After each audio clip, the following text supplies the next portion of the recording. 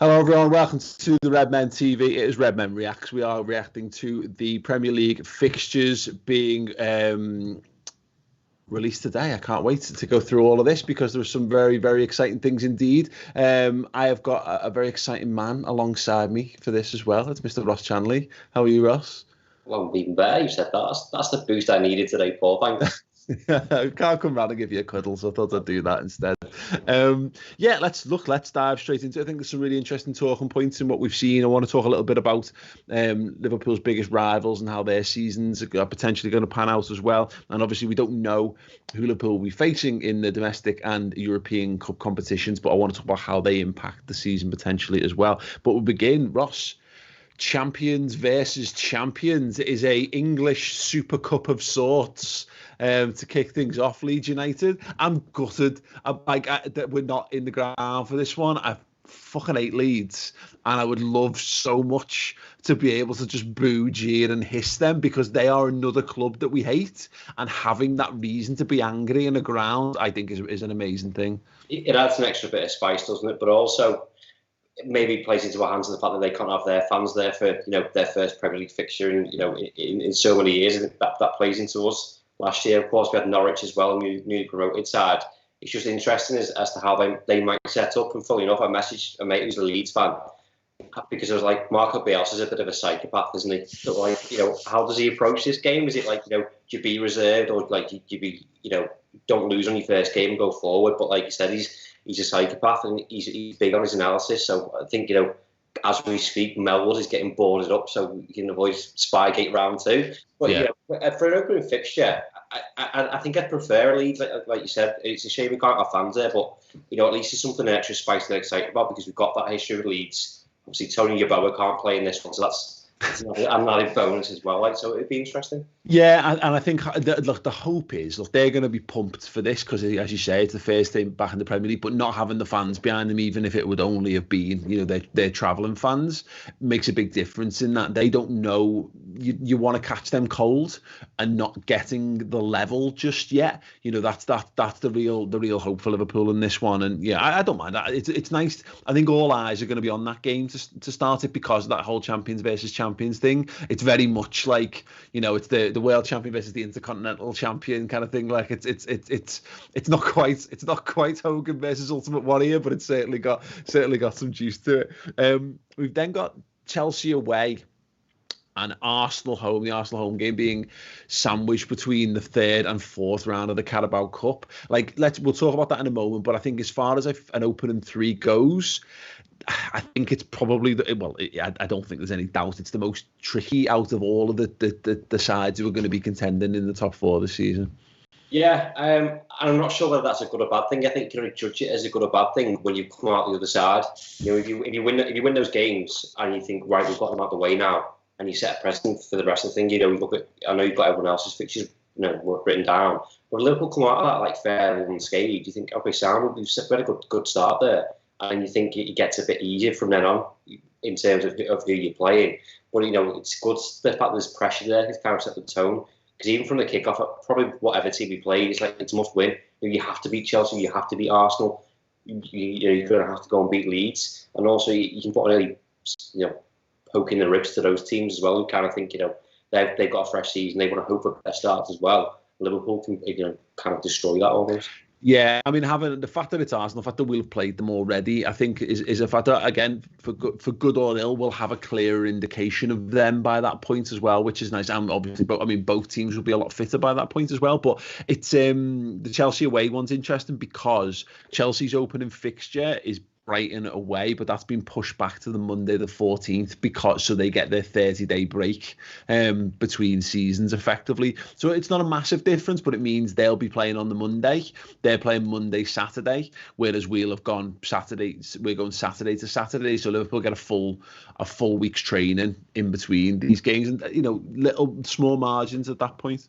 Yeah, and it's even a turnaround. We're Liverpool playing two friendlies this week as well, and the Arsenal game. We've almost got a jump start, which is possibly an advantage because they'll be fit and raring to go. You think of the friendlies and the Community Shield, we've got an opportunity to use most of the squad in those games before you head into it. Whereas Chelsea will have their break probably won't have much time for friendlies. There might not be much availability for people to start playing friendlies at that point because other teams will start at their season. So I think it's obviously red tinted glasses. Obviously points towards advantage to us, doesn't it? Yeah, the thing that makes that September tricky, we were just kind of rolling our eyes at it earlier, is obviously we play the Community Shield. There's then an international break. It's just absolutely insane. The Nations League kicks off again, and part of me is like, I've been enough, but like they've got to decide who plays in the. They've still got there's still Euros qualifiers, final playoffs to sort at some point in the season. They've got to start deciding who's going to be involved in the World Cup.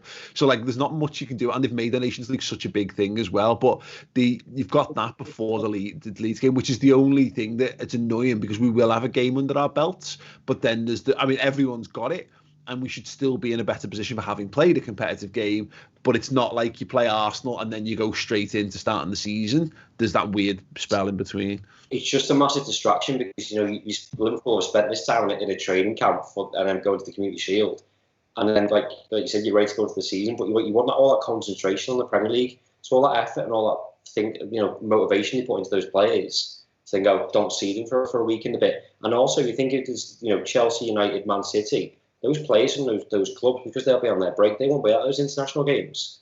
So you think Liverpool players, are going to be there, and they might have to play some of those games. I'm not sure how true that is, but unless you've seen something that specifically they'll still be like in their break, won't they? They'll still be in preparations for the Premier League. Yeah, I don't know if anyone knows actually in the comments whether that's 100% true or not. I don't want to say that's a definite thing when I'm not. I guess. You're just guessing, but no, I think that I'm not sure that's right because. Yeah, I'm not sure it's a thing. But either way, what's interesting already, and it was something we briefly spoke about before we started, was you can see already the dates. I mean, obviously the Premier League fixture hours, we plugged in the League Cup and the potential for the FA Cups and stuff. So most people won't have seen this in this way. But we got Chelsea away on Saturday the 19th. The first round of the third round of the Carabao Cup. The first round we will be involved in is Tuesday the 22nd, so 3 days after Chelsea. Then we play Arsenal on that Saturday, and then 3 days after that it's the fourth round of the Carabao Cup. It's insane. And anyone who thinks that Liverpool are going to take that competition seriously, the only way there's a slight chance they might take it seriously, and just in terms of just making sure that everyone's fitness levels are up and running. I'm not saying we'll necessarily play a 23 side again, but you can see already. I know that they've made plans. They're scrapping the two-legged semi-final in the Carabao Cup in January, which is a good thing. Or the third and fourth round of the FA Cup are not going to have replays this season.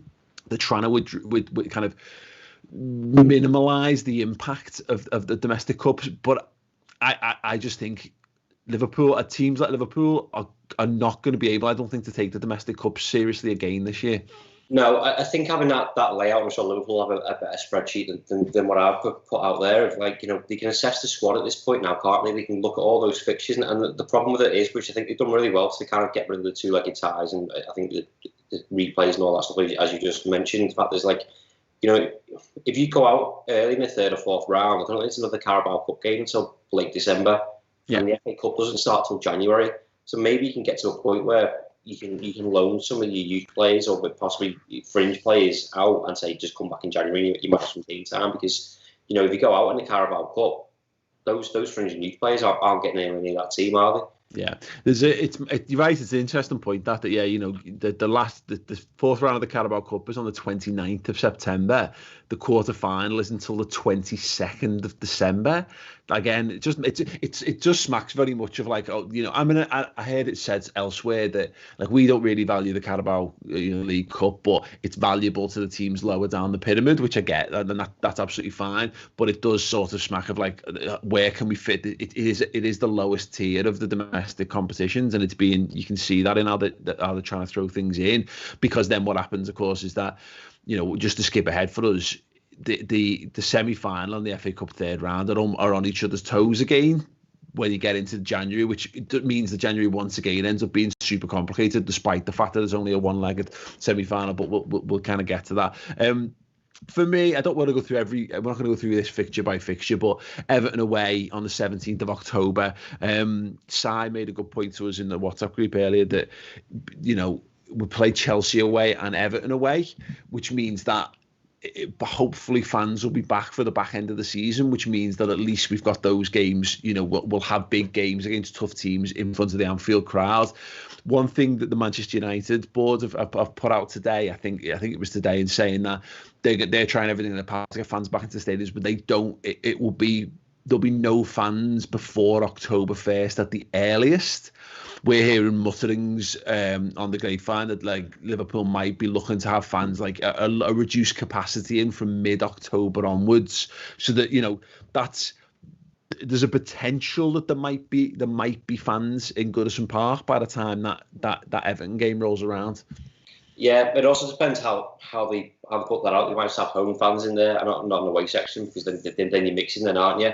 That will play into Everton. I think they quite like that boost. I'm not sure how Jordan Pickford would react to having fans back in the stadium, but you just have to see how that one pans out. We know we both mentioned it. Gutted not played Everton before Christmas, and then I looked to see if we could play them in the domestic cup before Christmas, and then realised there's only the quarter final of the Carabao Cup, and they're not getting there, are they? I don't know. Big Carlo looking to bag a piece of desperation silverware. Like they should be. They meet our kids in the quarterfinals of the Carabao Cup.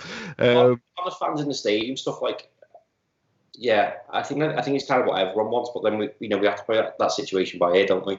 I know, and again, Liverpool have reduced capacity, but it's still not going to be the same. But the players will get a boost from having the fans back in. Yeah, it's just to let everyone know, of course, we're doing this live right now on YouTube. If you want to use our custom emotes and emojis, you can do. You can join up as a Redmen TV member. Tier 1 gets access to all the emotes. Tier 2 and Tier 3 get access to the Reds Transfer Roundup show, additional bonus show, 45 minutes to an hour every single week. During the summer, it's transfers. During the season, it's a final word show, analysing whatever the most recent Liverpool game was. You can get access to that. We got a super chat coming from Kaylin Govender, who says we always get Chelsea in our first 5 fixtures. There's always something. There's always Arsenal. And that's the I think, Kaylin, you've missed the trick there. It's always Arsenal, no matter what. So yeah, well, at least we know we're keeping with the history there. Johnny Walker on the League and FA Cup say League and FA Cup will be played by Liverpool youth teams as season is far too condensed. Yeah, I think that's to say, Ross, the only world in which I think we might see a slightly stronger side for Carabao, just because we haven't had a pre-season. And I think in terms of the squad depth, all of a sudden, let's say he's still there, but Ryan Brewster, Nico Williams, Curtis Jones starting a game for Liverpool isn't the same, isn't a youth side the same way that it was a youth side 12 months ago. No, when you add that to the Shaqiri, looks like he's going to stay as well, and actually, if he's fit, he'll get some game time. James Milner, who we discussed yesterday on a transfer, where does he fit in? He might be the leader of those kind of domestic cup games to kind of balance out the youth, and then you think, Chimikas as well, he's going to get in there. So it's not like when we were at Aston Villa, and it was just pure kid. It's going to be a fringe, and then you take into rotation into consideration as well. They might have injuries in there. But, you could earmark a domestic cup game. Listen, but you need game time before you start in a Champions League or a Premier League game. You can go for it, and it also depends on the look of the draw as well. That's exactly it. Side sound, go for it. But seasons gone by of recent times, we don't get a Burton Albion and Division 3 sides to a final, so we can win it. Yeah, the look of the draw is massive, and again, as with every season, this is true, but I think it's doubly so for this year because of the aforementioned condensed fixture list. The Champions League draw is going to be massive. We don't quite know what that looks like. We know that the potential dates for it have been plotted. Our first Champions League game will be Tuesday, the 20th of October, which is after Everton away. Which is obviously carries a little bit potential trickiness, but the first after the opening spell, the next really difficult spell for Liverpool is in November, where we've got a Champions League game on it's Tuesday the 3rd, but obviously I don't know whether that be Tuesday or Wednesday, and then City away on the Saturday. There's then an international break before we play Leicester, which is at least something. So you're not doing Champions League, City, Leicester, Champions League without a break. At least there is that spell, which doesn't always favour us going away for internationals and have a little bit of loss of rhythm. But that the draw for the Champions League is going to be massive in this as well, Ross. I mean, as it always is. But if you end up with a Genk and a Salzburg in those games, then I think you're okay. But if you end up with a Napoli and or a PSG, to use some recent examples, you don't want to end up in a world where you've got a Paris Saint-Germain, the City. Now, the coefficients means that we probably won't get anyone quite as good as PSG, but you could end up with Barcelona because they've finished second in La Liga this season.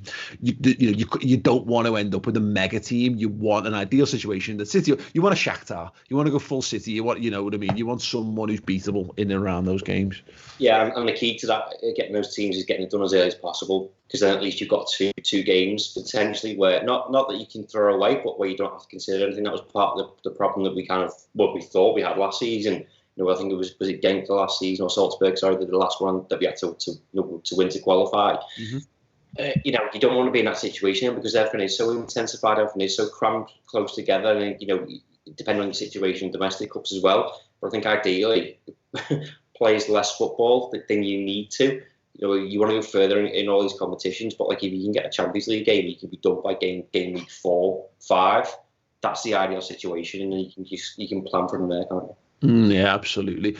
Just a little note while we're here, because we've got lights to keep on and all that. We've finally managed to sort it, but if you're watching live on YouTube now, you can see our merchandise shelf has been activated underneath the video, and everyone wondering where this T-shirt comes from, because it's amazing, by the way. You can actually see that underneath the video if you want to click through and have a look at it. And I believe, have we still got the flash sale on running? 19% off everything, no code required, ends Sunday at midnight. Yeah, so follow through to the Redmen TV shop and you can get a 19% discount off all of the merchandise there right now, including the aforementioned wonderful As You Wear t-shirt. Yes, let's carry on then. I think if you get through that spell, I think it's cool. December, there's one little tricky spell there where you've got a Wolves home game sandwiched either side by Champions League games. Again, not ideal, but also not necessarily the worst. Better than that being a Man City or a Chelsea or whatever. December's not too bad. It's busy it's always busy, to be fair, but you've got Tottenham in there mid-December, but Fulham, Tottenham, Palace, West Brom, Newcastle, and even Southampton. I know it's a bit of a journey in the new year to go down to Southampton, which is annoying, but I think that could have been a much worse clutch of fixtures for us. January, similar. I've mentioned Southampton there. We've got another potential tricky spell depending how we do in the FA Cup with United at home, the FA Cup 4th round, and Tottenham away. But I think you're never going to escape too much. The big one that I want to focus on here, Ross, is February, where I think it's make or break for Liverpool season and probably Man City season, or whoever else is challenging at the top of the league. We've got Brighton at home Wednesday the 3rd of February. Then we go City at home on the Saturday the 6th. There's an FA Cup 5th round on the Tuesday, depending obviously whether we're in that or not. We then go to Leicester away on the following Saturday. Then you've got Champions League midweek, Everton at home at the weekend, Champions League midweek again, and then Sheffield United away to round out the month, with a potential Carabao Cup final for the kids to throw in as well. That particular, not discounting the FA Cup, just parking that for a second. City, Leicester, Champions League, Everton, Champions League, Sheffield United. Like, if you're in the hunt, that's gonna decide whether you're in a title challenge and obviously potentially a Champions League run as well. Oh, we had the league wrapped up in February last season. Let's just do that. Let's just do that again. Yeah. What you're right is, particularly in December, just before that, there's no, you don't have to go to Qatar this time, which I think is an added bonus. You're not stuck in that in the middle of it. I think you also have to remember, like, a lot of these teams are in the same situation. So I'm looking at that fixture list, and I've been guilty of doing this before. I'm just going, oh my God, look at that. All these teams in the same situation of tight turnarounds. Wolves, one of them, are having a 13-month season, and nothing to kind of show for it. Interesting how they react to it. But you're right, that month there, you want to be in as strong a position as possible, where again those games aren't make and break. So it's about getting, it's almost a race to get to February and kind of not matter. It'll also be interesting to see how Leicester react to them falling off the back end of last season, because like potentially go either way, a bit like Wolves. I'd like to think Liverpool are in a strong position there, and again, we're repeating ourselves. To look at the draw in the Champions League, You know, you get someone decent there, and you could largely in that first fixture in the first leg. Well, if you're picking up a Porto there, then you're much happier, aren't you, in those kind of situations? And just just for the sake, because again, Liverpool don't play this league on their own, and other teams have difficult runs. I was just looking into it there. At the back end of City's run is slightly different, obviously, but they've got Sheffield United at home, 30th of January, followed by Burnley away. They've got us then as the next game. Then they host Spurs. Then they're away to Arsenal, and I guess so. That's actually a really interesting. It's a bit of a breakdown there, isn't it? Yeah, absolutely. So where we're playing Leicester and Everton, they've got Spurs and Arsenal in that time around Champions League games. So again, that's what I mean. I think February's going to be that. It's going to be crunch. If these are the two best teams, the team that I think that comes out best out of that run is probably going to be the team that's going to go on and win the Premier League. And also we've seen through how local recruit players and how well they've done so far. And I know it's a concern for a lot of people, and that's why I said Liverpool can look at their squad and what they've got now. You're playing 3 games a week, largely throughout December, January. I think Liverpool need to keep hold of as many people as possible, because we've been dead lucky with injuries. Yeah. Also, you don't want to have 2 injuries, so you throw them 3, and then you're relying upon kids basically. You want to be as strong as possible. So I think it's important now having be able to look at that at Liverpool, either add to what they've already got, or they keep the core of what they've got. Yeah, definitely. Another little interesting note, of course, we're getting into March and it will depend on Champions League involvement, but Wolves once again is the meat in a Champions League sandwich for the round of 16, which is hang on a second, how's that? That can't be right. So what is does the group game, do the group games carry on into February then for the Champions League? On that list there, I'm sure I counted eight Champions League games. Interesting. Yeah, I think you've had to move it around. Okay.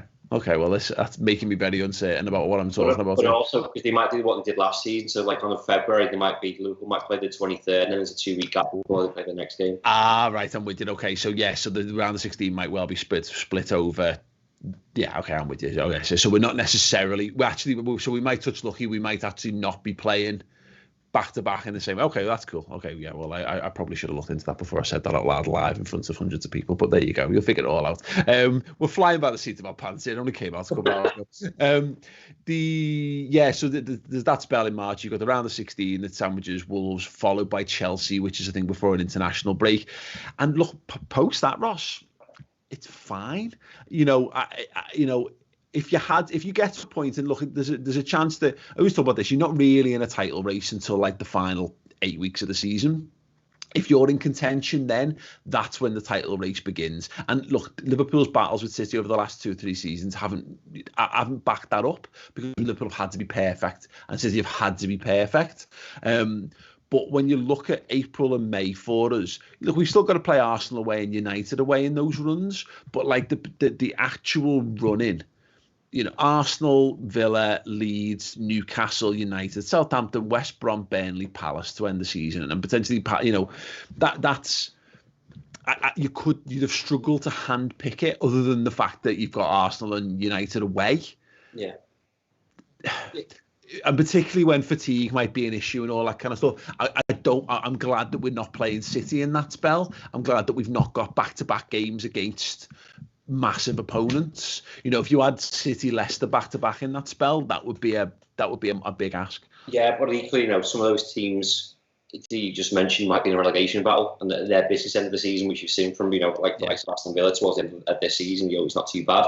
And also, I'm sure there'll be more international fixtures to chuck in between that list as well. So on the face of it, it doesn't look too bad. But then, you're right, you've got to add to that. But you're right. No, I think Liverpool should have the confidence in what they've done over the past 2 seasons to kind of overcome, without being cocky or overconfident. You look at those fixtures towards the back end of the season and go, actually, that's pretty simple for Liverpool. They've got a lot better at, the low block sides, or, teams lower down the league of, nabbing 3 points from them.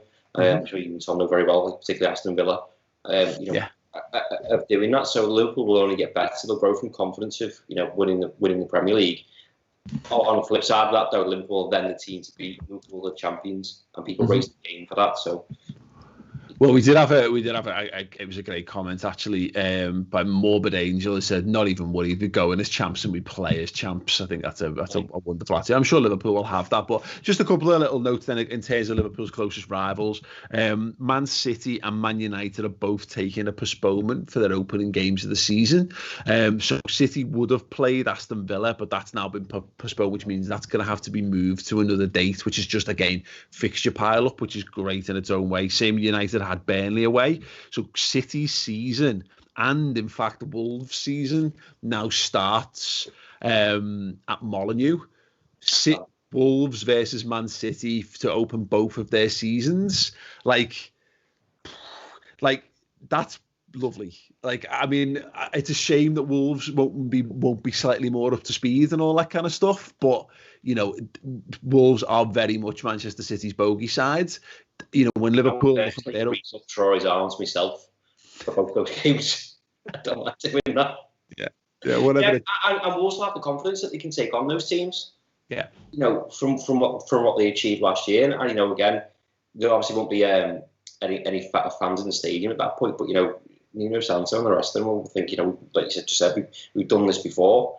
You know, and as part of the psychology behind playing Man City, you know, what these teams that we see that actually go for them more often than not can get something from them. So, you know, they've just got to build on that. We saw Norwich do it last season. Yeah, absolutely. Equally, Watford did it to us. Yeah, no, definitely. So they City start with Wolves away and Leicester home, therefore, as their first two games of the season, which is fine before they travel to Leeds United on that, which I'm sure they will absolutely batter them to little teeny tiny pieces because it's just what they do, isn't it? United, as they barely postponed, they start Crystal Palace at home, Brighton away. Man United, there's a real feeling. Man United I've got a sneaky feeling United are going to be top of the league after like the first 5 games of the season, and everyone's going to go, "That's it, Ollie sorted it," and then that's when all their fixtures start to get a bit more difficult, and I suspect it'll all fall apart. But that's my early prediction for the season. As mentioned before, Chelsea's opener against Brighton's been pushed back 2 days to the Monday. Then they play us. Then they play West Brom away. Leicester have got West Brom away to open the season, which I'm sure Brendan Rodgers will be pooing his pants about because, of course, he's been in that in a very familiar situation with us back in the day. West Brom away, not a great hunting ground for old Brendo. Burnley at home, City away. As Leicester's opening 3, and Arsenal have got Fulham away, West Ham at home, then us. Look, again, it's a set of fixtures. It'll be what it'll be. I think it's largely fine, but it will all depend upon whether it's a really good fixture list or a really, really tricky one. Is entirely hinged, I think, on the Champions League and if Liverpool progress in the domestic cups. Yeah, the early stages of that as well. I've just remembered that the transfer window is still open. Mm-hmm. So, you know, not particularly for Liverpool, but I think, you know, you have concerns about other teams, about what business they can and can't do, or whether they have players' heads turned. You know, we're back to that distraction. You know, that we had with Coutinho when he wanted to go when the league had started. I think that'd be quite interesting to see what they could do. But, you know, equally, like I said before, Liverpool back keeping their players. You've got teams like Manchester United who are trying to compete in the Champions League this season as well, and City still trying to replace a lot. Like how they get on with their fixtures and their list as well. So yeah, it's just come around so quick. Yeah, hasn't it just? Well, the point is, I think we play Arsenal. When we play Arsenal in the Community Shield, it will have only been 28 days since they played the FA Cup final. Which is astounding. Super chat, £5 super chat from Ashley Thrift. Thank you so much, Ashley. Chelsea that early in the season worries me. Still feel we need another utility forward and centre back to make sure we can deal with the season being so short. Yeah, it's interesting. We did a big section on the squad depth stuff, the Reds Transfer Roundup show this week, which YouTube members who are club captain and club legend tiers can watch that show right now. It's up there and available for you guys if you want to dive into it. But yeah, it's really interesting stuff. We'll go through a couple of your comments now, actually, before we wrap up. Sorry, just quickly, Paul. Do you think Martin Tyler's practicing his team of earners scored a goal against the club that he should have been at already? Yeah, definitely. If he doesn't die first. Paddy saying it's going to be a hectic season for us non-stop, so I think we definitely need more top reinforcements for the bench. Yeah, look, I think the transfers thing it kind of is what it is. I wonder if people can let me know in the comments, like, how many more signings will it take for people to be satiated, that feel that Liverpool have got all the tools required to go again? Let us know that in the comments. I always get to pronounce his first name wrong. Mr. McGlinchey, yeah. Tricky start to have them periods like that. So when we come past them, we'll still be as strong for the title race. This is the thing. Every team's got the tricky periods, and Liverpool are pretty good in those. The games that we really had to battle in weren't the obvious ones last season. You know, I didn't expect Man United away, weirdly, to be quite as difficult as it was. I didn't expect Villa away to be as difficult as it was. I didn't expect Sheffield United to be as difficult as it was. So, you know, we're looking at these rough patches, whereas we might find the rough patches are the patches where this Liverpool side comes to life as much as anything else. But yeah, we'll see. Right, there's plenty. Go on, Ross. And just quickly on the flip side of that, you know, all these other teams, we look at Liverpool and their fixture list and go like, you know, seeing when they've got us, and they got a jam-packed fixture list and go, oh, Christ, we've got Liverpool in the middle of that. But you know, how do they handle that as well? Yeah, absolutely. Keep your thoughts coming in. Yeah, there's loads to discuss. There's loads to unpick from this. If we've made any glaring mistakes, please do feel free to correct us, and we'll talk about it on future shows. Loads of stuff out there right now for you to watch for free on the YouTube. Members have got the Reds Transfer Roundup show. Anyone who subscribes to the redmentv.com, though, the ultimate fans of Redmen TV and everything we do, we have got a brand new documentary series, a 3-part documentary series focusing on what a wonderful season that we've just witnessed that led to Liverpool becoming the champions of everything. Yes, you need to subscribe to the redmentv.com. It launches 8 a.m. tomorrow, episode 1. Episode 2 is Saturday, and episode 3 is Sunday. We're going to let you have a little look at that to play us out. But Ross, thanks for joining me. Thanks everyone for watching. And yeah, do watch the trailer. And if it doesn't get your blood pumping and doesn't make you want to sign up, you're probably dead already. See you there.